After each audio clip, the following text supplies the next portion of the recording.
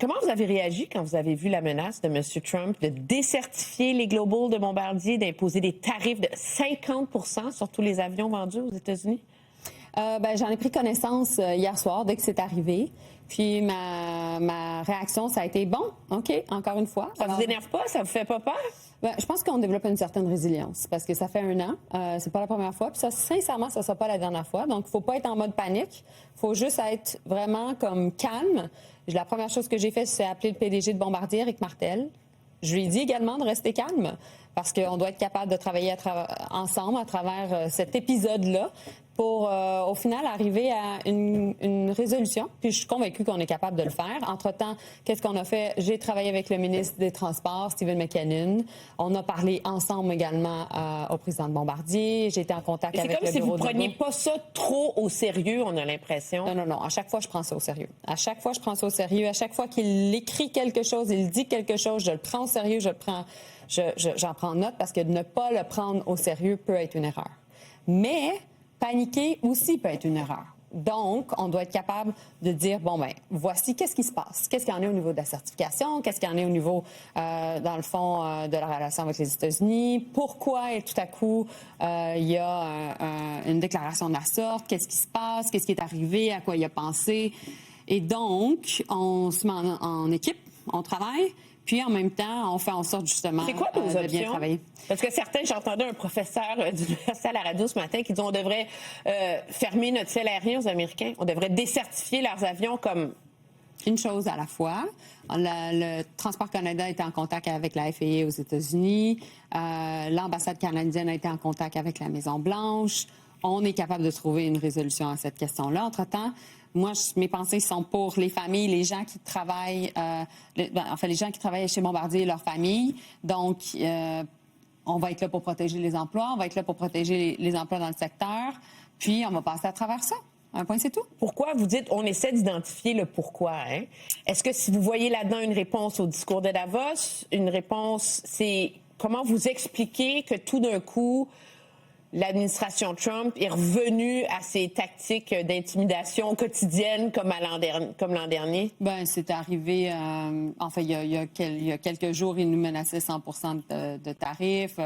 Au cours de l'automne, il y a eu à plusieurs fois des menaces également. Il y a quand même des réels tarifs qui sont imposés contre le secteur de l'automobile, contre le secteur de l'acier, de l'aluminium et du cuivre.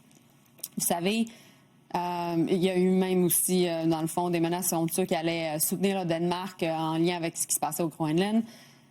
Je pense que les Québécois, les Canadiens, nous, on vit ça tous depuis 1 an. Et donc, à chaque fois, si on commençait à être en mode... en mode panique extrême, je pense que les gens perdraient confiance dans le gouvernement. Ce qu'ils veulent, c'est du contrôle. Ils veulent non seulement que l'on puisse offrir une solution stable, mais en même temps, on ne peut pas contrôler la Maison-Blanche, mais on est capable de contrôler nos différents piliers économiques, nos relations économiques internationales, avec qui on va faire des affaires. Et donc, c'est ça qu'on fait. Qu'est-ce que vous répondez à Paul Saint-Pierre Plamondon était en caucus ce matin, puis il dit que c'est la preuve que c'était une erreur d'aller en Chine. Il dit même que c'est une réponse aux fanfaronnades du premier ministre en Chine. Moi, je pense que Paul Saint-Pierre Plamondon cherche l'assentiment du président Trump. Je pense qu'il veut, bien entendu, démontrer que le gouvernement fédéral et le premier ministre Carney sont la menace, alors qu'il est déconnecté de la réalité de la guerre tarifaire qui affecte les emplois au pays. Et je pense également que notre objectif, c'est de faire en sorte de démontrer que l'union fait la force, que l'on peut travailler ensemble, que les Québécois sont beaucoup plus protégés dans un pays qui va pouvoir leur offrir une économie forte, une prospérité pour eux et leurs familles, et également des investissements militaires qui sont importants dans un contexte géopolitique où, sincèrement, il y a beaucoup de chaos, puis le monde est beaucoup plus dangereux. Vous dites que le PQ cherche l'assentiment de M. Trump parce qu'il critique peu l'administration Trump en vue de la souveraineté. C'est la porte que vous ouvrez? Bien, moi, je pense que c'est une stratégie que le chef du PQ doit être capable d'expliquer. Parce que partout à travers le pays, les gens sont unis contre les menaces tarifaires, contre la guerre tarifaire. Et je ne l'ai pas entendu une fois dénoncer les tarifs américains, la réaction du président américain. Et sincèrement, je me pose la question pourquoi. Parce que, au final, ce sont des Québécois qui sont victimes de ces tarifs-là. Ce sont des emplois qui sont en jeu dans la région de Sorel, qui sont dans la région du Saguenay-Lac-Saint-Jean. Et je pense que ce que les gens recherchent présentement, comme je le disais, c'est une question de contrôle, de stabilité, d'être capable de dire, bon, vous savez quoi, il y a tellement de choses qui se passent dans le monde et au sud de la frontière, on n'est pas d'accord, mais chez nous, on va être capable de s'unir, on va être capable de travailler ensemble. En même temps, ces menaces-là qu'amène M. Trump, le Canada, par exemple, en ce moment, est en train de réviser l'achat des F-35. Boeing, compagnie américaine. Là, on entend Lockheed Martin, excusez. Ouais. Puis là, on entend l'ambassadeur dire, ben, si vous achetez pas les F-35, on va remettre en question NORAD. Est-ce qu'on n'est pas, peu importe les ambitions là, pour se libérer prisonniers des Américains, on le voit là, sur les contrats militaires et tout le reste? Non, je suis pas d'accord. Moi, je pense que, oui, on a une dépendance économique aux États-Unis et c'est pour ça qu'on a signé 12 nouvelles ententes de libre-échange depuis qu'on a été élu. C'est pour ça qu'on est allé en Chine avec, dans le fond, un nouveau partenariat stratégique. C'est pour ça qu'on vient de signer avec l'Europe pour un grand marché d'approvisionnement militaire pour se rapprocher des Européens. C'est pour ça qu'on négocie aussi avec l'Inde une entente de libre-échange. L'objectif de l'Europe, du Canada et de certains pays en Asie, certainement le Japon et la Corée, c'est de créer un bloc économique où on va continuer à avoir du libre-échange entre nous. Et après, ben, si les États-Unis veulent se joindre à nous, bonne nouvelle.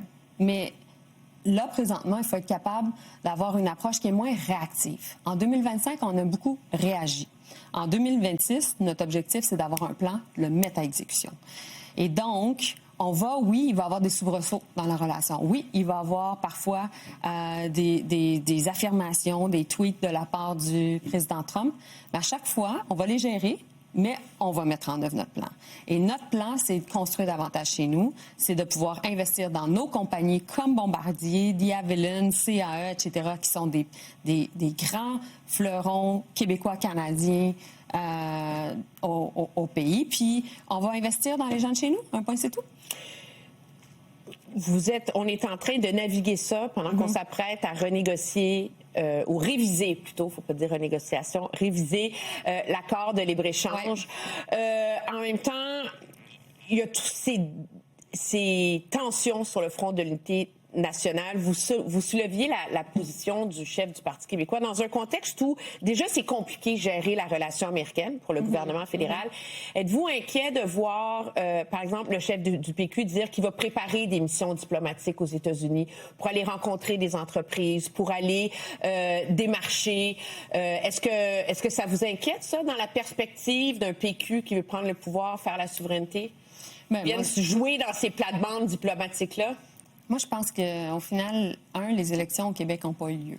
Hein? Donc, les Québécois vont prendre leurs propres décisions. Puis je pense que les Québécois, présentement, ils n'en veulent pas de souveraineté. Un point, c'est tout. Si vous regardez l'appui à la souveraineté n'a pas diminué. Mais moi, je pense aussi que le chef du PQ joue avec le feu. Parce que ce que les gens veulent, c'est oui, qu'on adresse cette anxiété liée à la langue et à la culture. Moi, en tant que francophone, j'ai inscrit ça dans mon ADN, cette peur que notre langue et notre culture puissent continuer d'exister dans l'espace nord-américain. Je suis convaincue que vous l'avez, tous ceux et celles qui nous écoutent le ressentent. Je suis convaincue qu'on a été capable, au cours des dernières années, d'avoir une approche où on a été capable de continuer à préserver notre existence francophone qui est si importante au Québec et à travers le pays. Mais ce que je pense aussi, c'est que les gens veulent avoir un bon emploi, veulent que leurs enfants puissent avoir accès à un bon emploi. Ils s'attendent de leur gouvernement qu'on puisse gérer les relations économiques pour qu'au final, ils puissent en bénéficier. Puis, ce qu'ils recherchent, c'est qu'on ait une forme de prospérité, qu'on puisse leur offrir des services quand ils vont à l'hôpital ou quand ils envoient leur enfant à l'école, qui a du bon sens. On a une immense responsabilité, nous, les gouvernements, de pouvoir desservir une population qui a des attentes très élevées et à juste titre. Mais ce que je pense aussi, c'est que lorsqu'on amène et on joue avec ces questions de division de notre pays, ça crée de l'instabilité. Ça fait en sorte que... Ça rajoute une couche? Ça rajoute une couche. Et ça fait en sorte que les entreprises, ils regardent ça puis ils se disent, est-ce que je vais investir dans un endroit où, essentiellement, il y a des enjeux politiques? C'est ça, la réalité. Vous étiez en Chine avec M. Carney. Pourquoi vous n'avez pas réglé le dossier du port? Vous avez réglé le canola? Vous avez réglé les fruits de mer? C'est comme si vous aviez oublié le Québec puis le port. Non, ça sincèrement, on a eu une première entente avec le gouvernement chinois. On s'est dit aussi que ce qui était lié au port et au bœuf, donc Québec et les prairies, on allait travailler ensemble pour trouver une résolution. Donc, c'est ce qui est écrit mot à mot dans l'accord. Donc, je pense qu'on a été capable de bouger dans la bonne direction avec le gouvernement chinois, alors qu'on a quand même passé à travers une période difficile dans nos relations diplomatiques. Et là, on va pouvoir voir aussi que peu à peu, la relation va s'améliorer et aussi les accès au marché chinois vont s'améliorer. Mais en même temps, je vous dirais que on doit diversifier nos marchés. On est trop dépendant des États-Unis. On ne doit jamais être trop exposé à un marché. Parce que on le sait que tout peut basculer rapidement. Il y a beaucoup moins, de prévisibilité dans les échanges internationaux présentement. Donc, notre objectif, ça va être de pouvoir travailler avec les entreprises pour qu'elles soient moins exposées. Puis aussi qu'on ait une économie forte au sein du Canada, qu'on puisse avoir des projets nationaux dans lesquels on investit qui créent des jobs, qu'on puisse s'assurer justement que nos agriculteurs, nos cultivateurs vendent au Canada aussi, qu'on puisse consommer chez nous, qu'on ait une plus grande souveraineté alimentaire, économique, etc. Donc, on travaille là-dessus. Mélanie Joly, merci beaucoup.